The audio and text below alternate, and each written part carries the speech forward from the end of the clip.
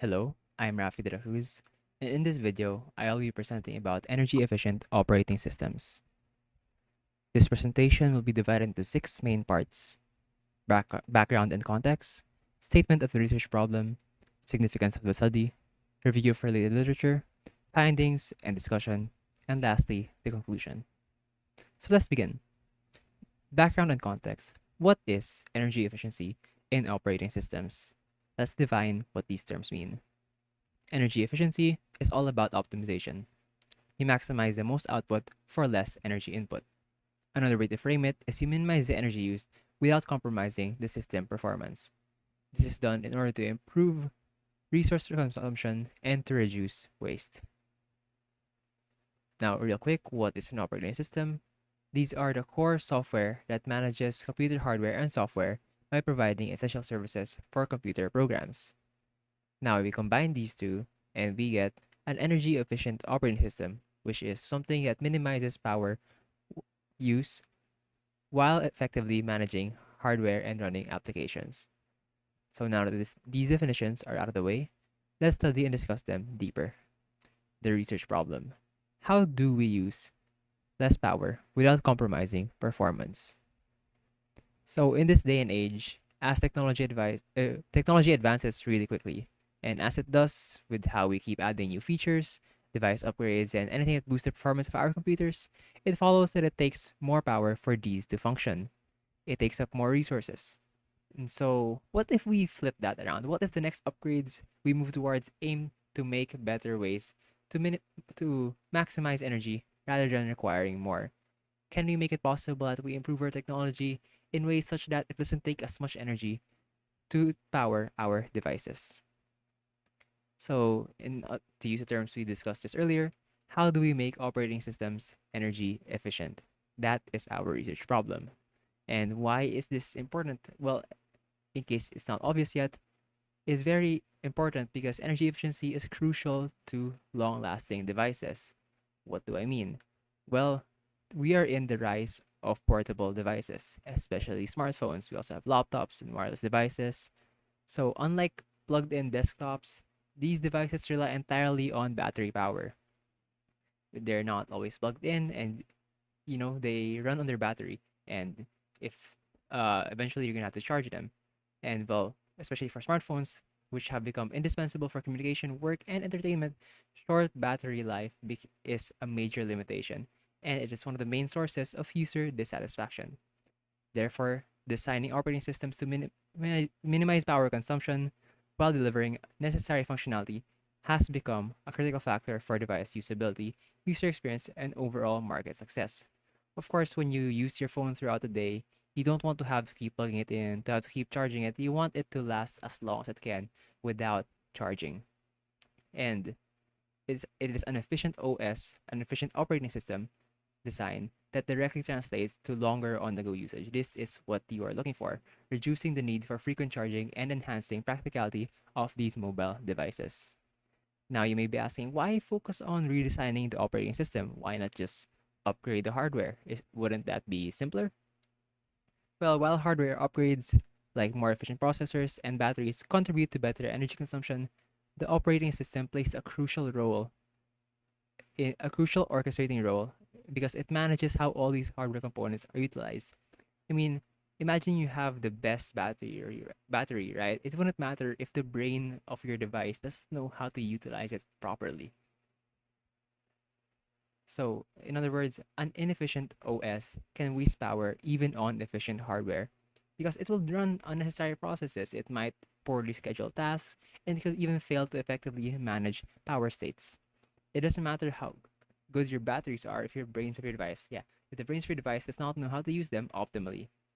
So, in short, or in other words, redesigning the OS allows for fundamental improvements in resource allocation, power management policies, and overall system behavior, leading to more substantial and holistic energy savings that aren't solely dependent on hardware improvements.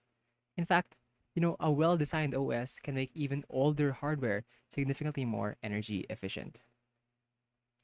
So now we move to the review of past research. So, of course, there have been many researchers before me, and I will now show you a few. Various techniques for energy efficiency have been explored already, and they are they will be seen in the next slides.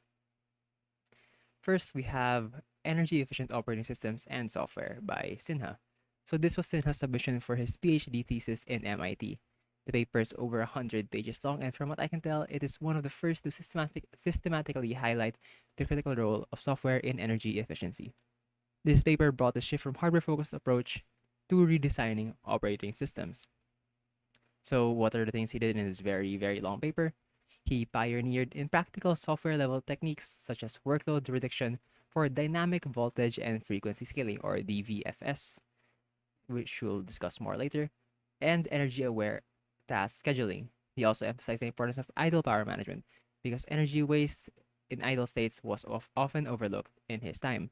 He proposed hierarchical shutdown systems to address this, and he developed a crucial energy estimation framework and profiling tool, which is a means to quantify and analyze software energy consumption, enabling data-driven optimization. In fact, it is this same tool that researchers after him used to measure power consumption in their similar works. Next, we have energy efficient computing systems, architectures, abstractions, and modeling to techniques and standards. So this paper is more recent, yet it tackles the same problem as the previous one published more than 2 decades ago, which that being that as technology advances, power consumption is the main constraint. However, given that this is more updated, it discusses the more complex aspects of this problem precisely because computer systems are much more complex now with heterogeneous components and the demands of diverse workloads, including AI and machine learning. In terms of OS, this paper discusses similar things to the one earlier, DVFS, transitions between power states and sleep states, idle power, and energy-aware task scheduling. What it does expound a lot on are the developments in hardware-centric energy efficiency as well as the power-related standards. With this, it provides a broader perspective, a more holistic view of energy efficiency. Next, we have dynamic voltage and frequency scaling based on workload decomposition. As you can tell from the title, this paper dives deeper into the concept of DVFS mentioned earlier. Basically, it talks about the method of DVFS based on workload decomposition, which means understanding each individual task rather than considering the entirety of the workload as a whole. It divides the workload into two main parts, namely on-chip workload and off-chip workload, allowing the system to gain a more accurate understanding of the performance demands and which it needs to adjust the voltage and frequency accordingly. We also have this paper on energy aware scheduling for high performance computing systems, a survey. This paper, on the other hand, focuses on the concept of energy aware scheduling algorithms, specifically in high performance computing systems, or HPCs. For HPC, it basically works on tasks through parallel processing or multiple connected computers working on the same task in parallel, allowing the whole thing to address more complex problems faster. Um, with high performance demands comes the need for more efficient power consumption. And this paper looks into that. As a survey, it takes a look at carefully selected energy aware algorithms. It compares these, analyzes them, and identifies key challenges. So some of these algorithms are DVFS based, machine learning based, fuzzy logic based, etc. It just looked at a bunch of them. So now we put all these papers side by side and look at each of their unique contributions to the field of energy efficient operating systems. So Sinha is pretty much being one of the earlier ones, provides the overarching domain of all these papers. Muralidhar et al., the one published in 2022, it gives a broader perspective by looking into um, both software and hardware integrations. And the other two are more show more specific techniques. So the first Choi et al. Talking about understanding individual parts, and Kokot et al. With higher performance computing environments. So given all these, we can somewhat identify a research gap, which is that these set of papers highlight moving towards a more granular control informed by richer understanding of the operating environment and user needs. So granular means at a more specific level, in this case, the process level. This ties in nicely from Choi et al., whose paper who talks about understanding the parts of workload individually, and it seems that it follows that this is the direction that this research could go to. It also connects to how Sinha talked about multiple low power modes or sleep states, and basically a more granular control at the process level indicates that the operating system should be able to interrupt or adjust the power state of individual processes or components based on their dynamic behavior and priority. And it can also take it a step further by not just understanding individual tasks, but also understanding how the user interacts with these tasks.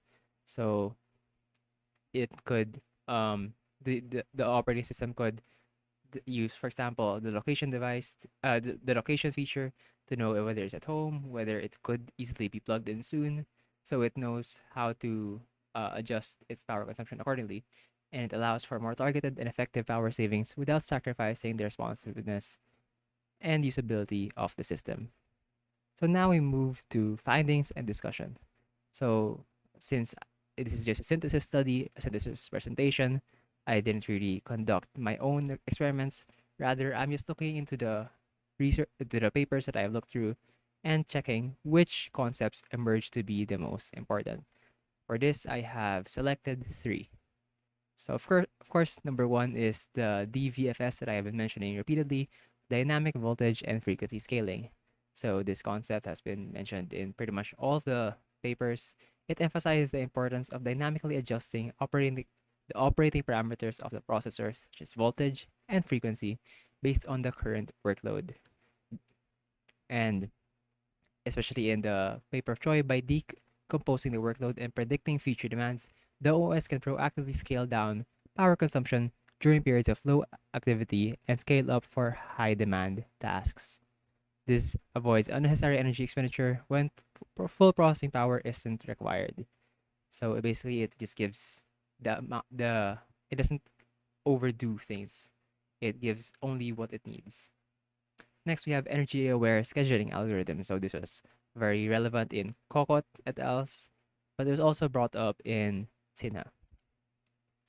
So highlighted by Kokot et al.'s survey in the context of high performance computing, this concept basically highlights the critical role of the OS scheduler in distributing tasks across available resources in a way that minimizes energy consumption. This involves considering not just performance metrics, but also the power characteristics of different resources, and scheduling algorithms that aim to consolidate workloads, reduce idle power, and exploit energy efficient execution patterns. So basically, it's aware of what's going on, of how much energy it would take. And lastly, we have hierarchical. Sorry, this word sucks. Hierarchical shutdown mechanisms, as discussed by Sina, making use of tiered power down mechanisms in multiple sleep states or low power modes in or different components is effective in reducing idle energy. The longer the duration of being idle, the deeper into fully shutting down it gets. So it doesn't keep power running even though it's idle. And if it's not too idle in the sense that you can easily go back to it, it doesn't take more to power on because it will shut down fully. And now we move on to summary and conclusion. So those were the main concepts that I wanted to highlight. And now I move to the summary. We just combine all these three in one slide. Yet again, operating systems achieve energy efficiency by dynamically adjusting the CPU parameters based on workload, scheduling tasks with energy awareness, and utilizing hierarchical shutdown and multiple idle states for system components. So that's pretty much the summary of all I've been talking about. And given this, of course, it's still an ongoing, it's still a topic ongoing multiple studies. So we can talk about the future research directions. And I guess one way it can clearly go is to follow the trend of everything being more involved in AI. So AI and machine learning for proactive power management. So we can use AI and machine learning to predict future workload demands. So it will be able to understand better how workload is more than just if it's heavy or not. You can look into patterns of how the user uses it. It proactively adjusts the VFS settings, scheduling decisions, and power states based on that. And yeah, it learns the user behavior and patterns. So that's it for my presentation. Thank you for listening.